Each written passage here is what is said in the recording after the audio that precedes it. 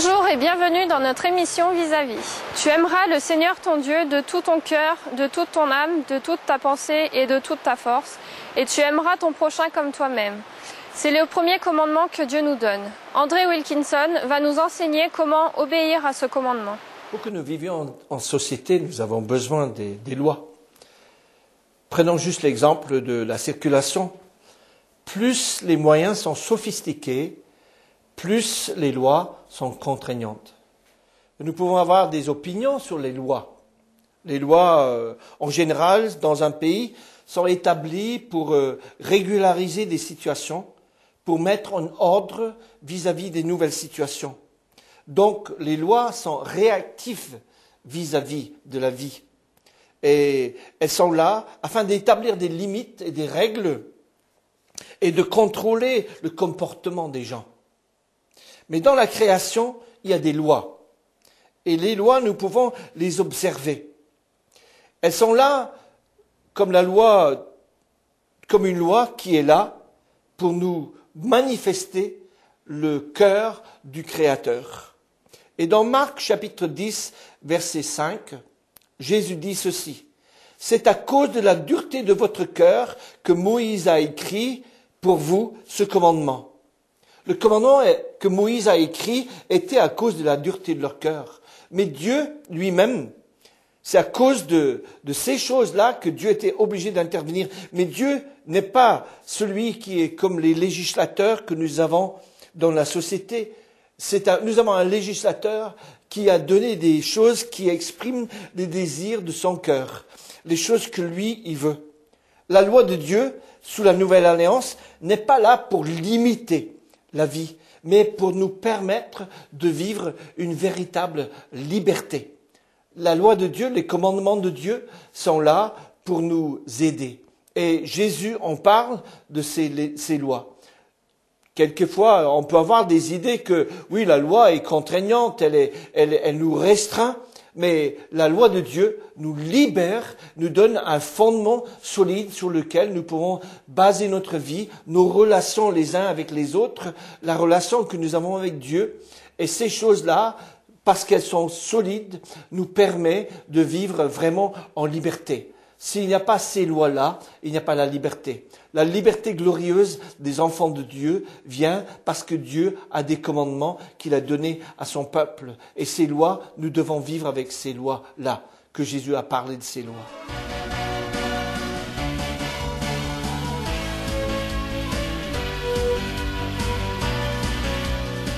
Le fondement que Jésus donne, nous trouvons ça dans l'Évangile selon Marc, chapitre 12, versets 28 à 34, quand il y a un des scribes qui avait entendu discuter et voyant Jésus, avait bien répondu, il s'approcha et lui demanda « Quel est le premier de tous les commandements ?» Jésus répondit « Voici le premier. Écoute Israël, le Seigneur notre Dieu, le Seigneur est un, et tu aimeras le Seigneur ton Dieu de tout ton cœur, de toute ton âme, de toute ta pensée et de toute ta force. Voici le second, tu aimeras ton prochain comme toi-même. Il n'y a pas d'autre commandement plus grand que ceux-là. Le scribe lui dit, bien, maître, tu as dit la vérité, que Dieu est unique et qu'il n'y en a pas d'autre que lui, et que l'aimer de tout son cœur, de toute son intelligence, de toute sa force, ainsi qu'à aimer son prochain comme soi-même, c'est plus que tous les holocaustes et de tous les sacrifices. Jésus, voyant qu'il avait répondu avec intelligence, lui dit, tu n'es pas loin du royaume de Dieu, et personne n'osera plus lui poser des questions. Jésus cite ici le prophète Moïse, que nous trouvons de passage dans Deutéronome chapitre 6, versets 4 et 5, qui est cité par Jésus ici. Et il donne des indications de comment nous devons obéir à Dieu. Et il donne la manière de faire dans 4 parties de notre vie. Et c'est ça que je voudrais partager avec vous aujourd'hui pour la question du premier commandement. Le premier commandement de Dieu se vit dans des domaines différents de notre vie, dans la manière dont nous abordons la vie, en disposition que nous avons de cœur vis-à-vis de Dieu. Le cœur, ce mot est utilisé dans la Bible plus que 900 fois. Et nous pouvons trouver que physiquement, le cœur est un organe, c'est quelque chose qui nous fait vivre, c'est quelque chose à l'intérieur, c'est quelque chose, si le cœur s'arrête, la vie va s'arrêter. Nous ne pouvons pas vivre si notre cœur ne fonctionne plus. Le cœur a une position dans la vie humaine qui est importante et qui nous donne des aspects qui touchent tout le corps de Christ. Tout le corps de Christ est touché par le cœur de la matière. Et tout le corps humain est touché par le cœur. Si le cœur ne fonctionne pas ou si le cœur fonctionne mal, tous les membres du corps fonctionnent. Le cerveau peut être atteint parce que le cœur ne fonctionne pas bien. Les autres membres du corps peuvent être touchés. Donc, la manière de vivre avec Dieu, la manière d'aimer Dieu, la manière de obéir à Dieu, c'est de le suivre et de le faire en fonction de notre cœur vis-à-vis de lui.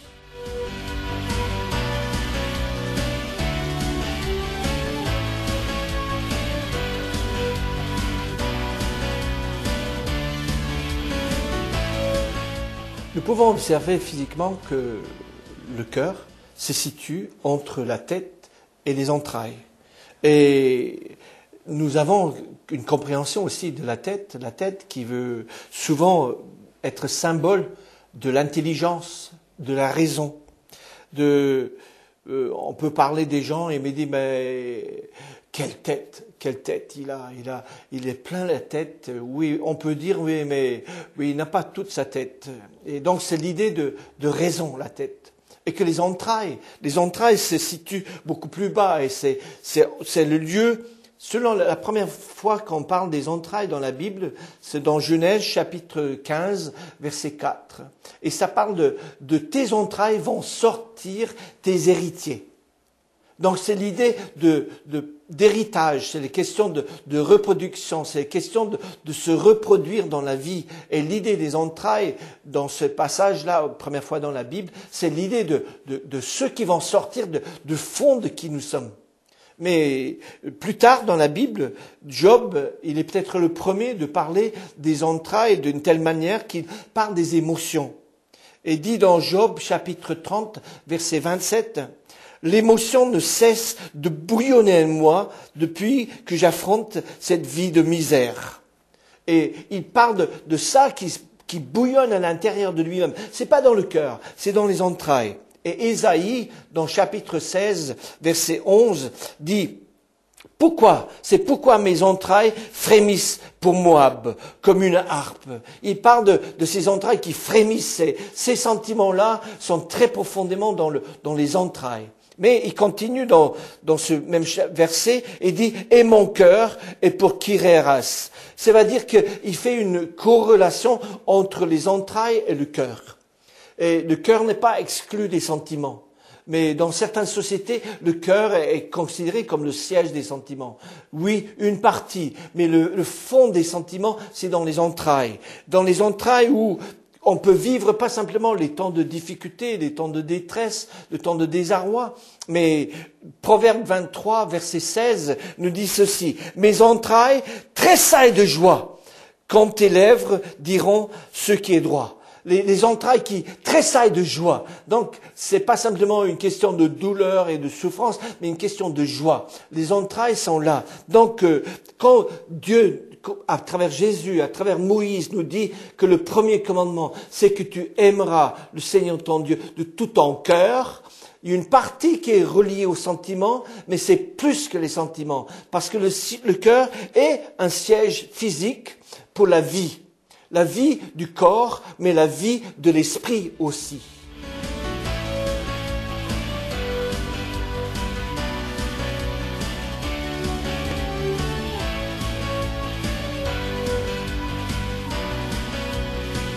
Le cœur, le cardi, est aussi le siège de la nature morale et la vie spirituelle. Jésus parle dans Matthieu chapitre 13, versets 14 et 15, et il dit, pour ceux qui s'accomplissent cette parole, prophétie de Ésaïe, vous entendrez bien et vous ne comprendrez point, vous regarderez bien et vous ne verrez point, car le cœur de ce peuple est devenu insensible. Ils se sont bouchés les oreilles, ils ont fermé les yeux, de peur de voir de leurs yeux, d'entendre de leurs oreilles et de comprendre de leur cœur, de se convertir en sorte que je les guérisse. Le cœur est un lieu de compréhension et quand Dieu nous dit de l'aimer avec notre cœur, il y a l'aspect de compréhension qui est là. Mais pas simplement question de compréhension, mais question aussi de raisonnement. Dans Luc chapitre 5, verset 22, Jésus connut leur raisonnement, prit la parole et dit « Pourquoi faites-vous de tels raisonnements dans vos cœurs ?» Donc le cœur est un lieu, un siège de compréhension, mais aussi un siège de raisonnement. C'est quelque chose qui est là, qui nous permet de vivre et de comprendre les choses et de raisonner. Si Dieu nous a donné cette capacité, c'est parce qu'il veut que nous l'utilisions pour sa gloire et pas simplement comme les pharisiens, pour décrire et démolir ce que Jésus voulait dire. Dans Jean chapitre 14, verset 1, le cœur peut être troublé ou attristé. Jésus dit que votre cœur ne se trouble pas. Croyez en Dieu, croyez aussi en moi. Donc, ce lieu de cœur peut être un lieu de trouble, de tristesse. Dans chapitre 16, verset 22 de l'Évangile selon Jean, nous lisons ceci. Vous donc, vous avez maintenant de la tristesse, mais je vous verrai de nouveau. Votre cœur se réjouira. Donc le cœur peut se réjouir, pas simplement être froid, intellectuel, rationnel, mais le cœur peut se réjouir. Le cœur a aussi, selon Matthieu chapitre 5, dans le passage de la Sermon sur la montagne, Jésus parle du cœur en disant que le cœur a aussi des désirs. En Matthieu 5, 28, il dit ceci. Mais moi je vous dis, quiconque regarde une femme pour le convoiter, j'ai déjà commis l'adultère avec elle dans son cœur. Pas dans son corps, mais dans son cœur. Le lieu de désir est là. C'est un lieu où Dieu peut se manifester, où Dieu peut mettre en nous ses désirs pour les accomplir à travers notre vie.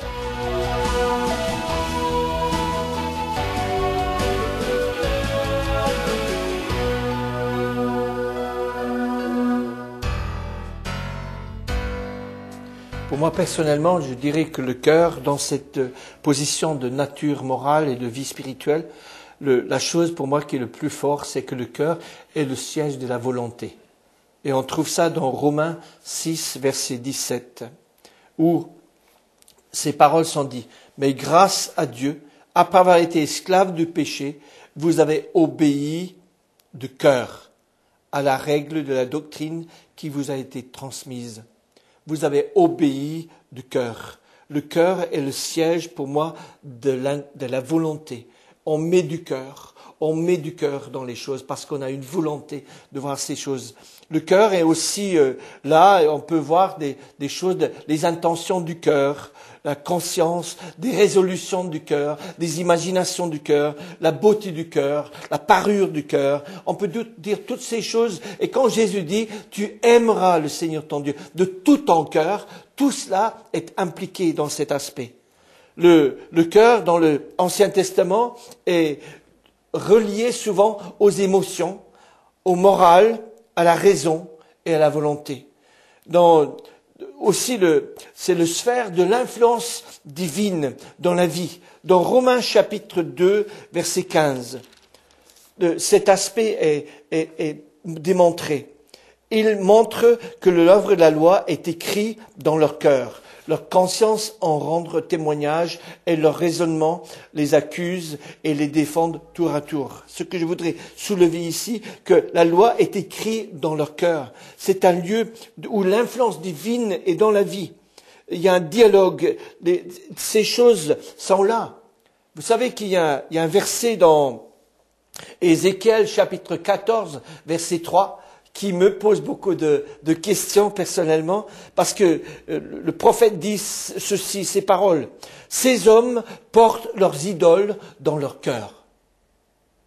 Ces hommes portent leurs idoles dans leur cœur. Cette idée d'avoir quelque chose qui est dans le cœur, qui est à la place de Dieu. Que Dieu, le commandement, c'est d'aimer Dieu de tout notre cœur. Et si on met d'autres choses à la place, si on met la famille à la place, si on met une voiture à la place, si on met des choses physiques, si on met des sentiments qu'on va vivre, si on met autre chose à la place, c'est des dieux que nous portons dans nos cœurs. Souvent, nous, les chrétiens, nous prêchons ou nous sommes opposés aux gens qui ont des idoles extérieures. Mais est-ce qu'il est possible pour nous aussi d'avoir des idoles dans notre cœur? Et Dieu va les démolir parce que lui, il veut là que nous puissions l'aimer de tout notre cœur pour lui. Le cœur, c'est là où nous allons le connaître. Jérémie chapitre 20, verset 7 dit, ils auront un cœur pour qu'ils me connaissent.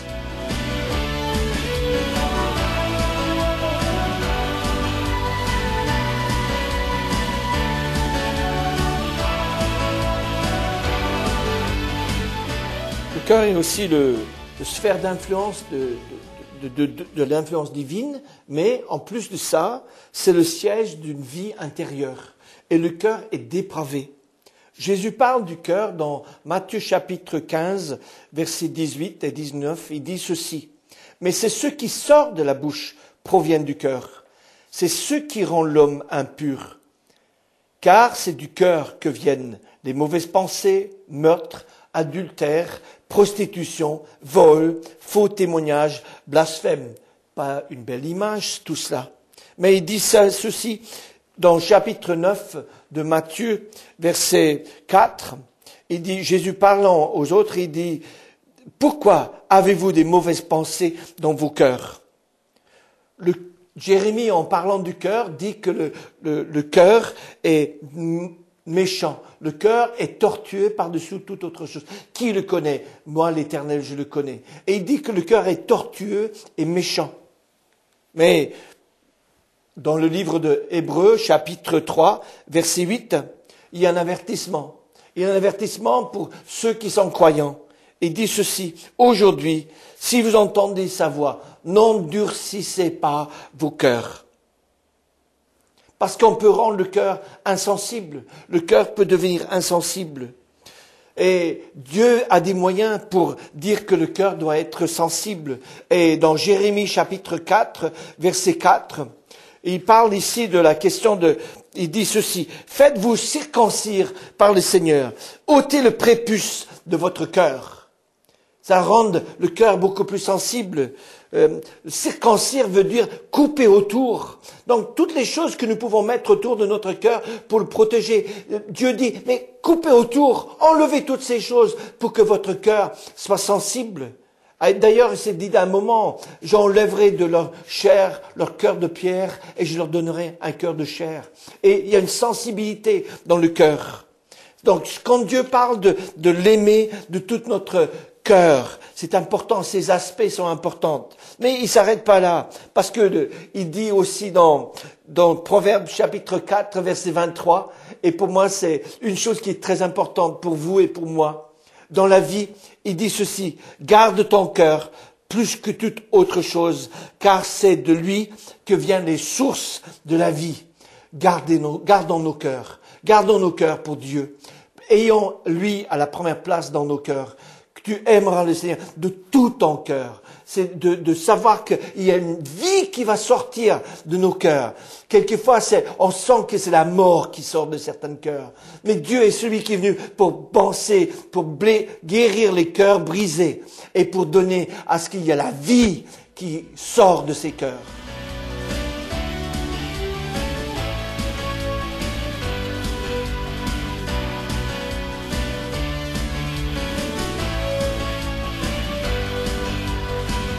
Jésus a dit que le premier commandement, c'est d'aimer l'Éternel, notre Dieu, de toute notre âme, tout notre cœur, de toute notre âme, notre pensée et notre force. Si on peut situer le cœur, on ne peut pas situer un endroit physique pour l'âme. L'âme se situe dans l'humain. Elle a une location on n'en parle pas dans la Bible, mais l'idée de l'âme dans l'Ancien Testament, c'est l'idée de la vie. Il a perdu son âme. C'est l'idée que nous utilisons aussi lorsqu'on parle de Titanic. Il y a autant d'âmes qui ont péri. Ça veut dire la vie qui a été perdue dans ces choses. Donc l'âme n'est pas simplement une chose physique dans le corps, mais c'est quelque chose qui est là. Et c'est la vraie nature du corps, la partie invisible de l'humain. Il y a des choses que nous pouvons vivre au fond de nous-mêmes. Et nous ne pouvons pas dire que c'est le corps qui le vit, mais on le vit dans l'âme. On le vit au fond de nous-mêmes. Et dans le psaume 42, je veux lire simplement quelques versets dans le psaume 42. Comme une biche soupire après les courants d'eau, ainsi mon âme soupire après toi, ô Dieu. Mon âme a soif de Dieu, du Dieu vivant. Quand irai-je et paraîtrai-je devant la face de Dieu? Mes larmes sont ma nourriture jour et nuit, pendant qu'on me dit tout le temps, où est ton Dieu? Voici pourquoi, ce dont je me souviens avec l'effusion du cœur, je marcherai avec la foule, j'avancerai avec elle vers la maison de Dieu, au milieu des acclamations et de la reconnaissance, une multitude en fête. Pourquoi as-tu mon âme et gémis toi sur moi? Le livre dans la Bible qui parle le plus de l'âme, c'est les psaumes.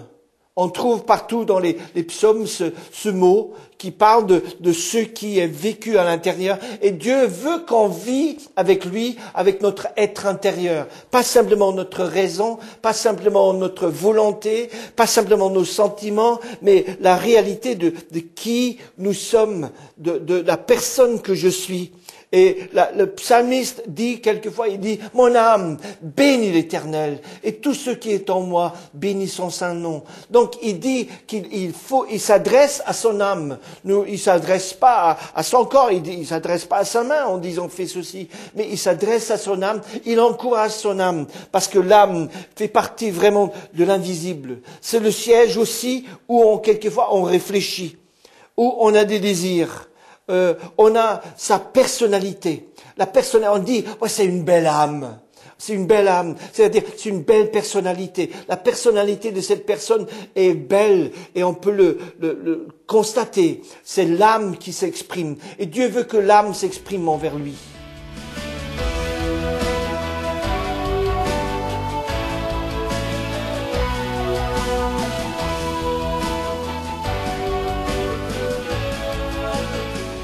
Tu aimeras l'Éternel, ton Dieu, de tout ton cœur, de toute ton âme, de toutes tes pensées et de toute ta force. Les pensées sont souvent reliées à la tête. Et nous avons la possibilité de penser et Dieu nous demande d'utiliser notre pensée. Nous pouvons saisir les choses. Proverbe 23, verset 7 dit ceci, « Car il est tel que sont les arrière-pensées de son âme. » Donc la pensée là est reliée à l'âme et pas à la tête. Mais d'autres dans la pensée, peuvent stimuler nos pensées. Et la parole de Dieu est là pour nous stimuler. Dans Hébreux chapitre 4, verset 12, il y a un verset magnifique qui dit « La parole de Dieu est vivante et efficace, plus acérée qu'aucune épée à double tranchant. Elle pénètre jusqu'à la division de l'âme et de l'esprit, des jointures et des moelles. Elle est juge des sentiments et des pensées du cœur. » Donc il y a cette idée que nous pouvons avoir des pensées, de toute ta pensée. Aussi, les pensées peuvent nous éloigner de Dieu. Nous pouvons avoir des pensées qui deviennent incrédules. On peut voir des choses, nous sommes endurcis dans nos pensées au jour où que la parole de Dieu ne nous touche plus. Mais Dieu dit, mais soumettez, amenez chaque pensée captive à la personne, à la connaissance du Christ, d'amener ces pensées-là captifs à lui. Mais Dieu ne dit pas simplement que nous devons l'aimer de notre cœur, notre âme, notre esprit, notre pensée, mais aussi de notre force. Et comme une fois on dit, je suis faible. Mais Paul dit, c'est pourquoi quand je suis faible, je me plais dans ma faiblesse. Parce que quand je suis faible, alors je suis fort. J'aimerais terminer avec ce passage de Jean, chapitre 21, verset 15, où Jésus dit, m'aimes-tu? Et Pierre répond chaque fois, mais Seigneur, tu sais que je t'aime. Et Jésus dit, est-ce que tu m'aimes plus que font ceux-là? Et notre amour doit être un amour qui est vrai. notre obéissance à lui doit être d'aimer l'Éternel de tout notre cœur, de l'aimer de tout ce qu'on a. Même si nous avons des limites, nous ne pouvons pas douter l'amour de Dieu pour nous. Parce que Dieu a tant aimé le monde qu'il a donné son Fils unique, afin que quiconque croit en lui ne périsse point, mais qu'il ait la vie éternelle. Ça, c'est l'amour de Dieu pour nous. Et Dieu demande de nous de manifester notre amour